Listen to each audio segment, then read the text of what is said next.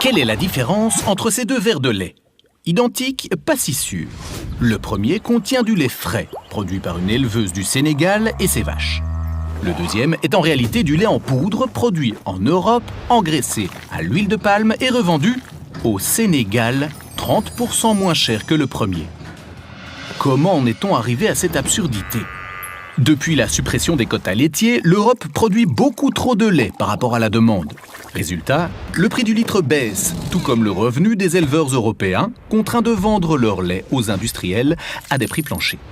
Dans le même temps, la demande mondiale de beurre a fortement augmenté et son prix a flambé. Les industriels ont saisi l'aubaine, ils extraient la matière grasse du lait pour en faire du beurre, qu'ils revendent au prix fort et se retrouvent avec de grandes quantités de lait écrémé transformé en poudre pour être stocké.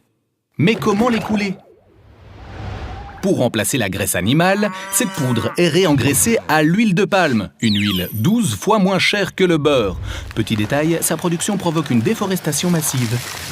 Ce faux lait est ensuite exporté en Afrique de l'Ouest où il est vendu jusqu'à 30% moins cher que le local. Une concurrence agressive qui étouffe les éleveurs de la région et les empêche de vivre de leur travail.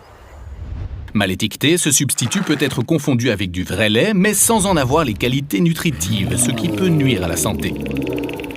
Le modèle productiviste européen est poussé à l'extrême au bénéfice des industriels et au détriment des éleveurs du Nord et du Sud, de l'environnement et de la santé des consommateurs.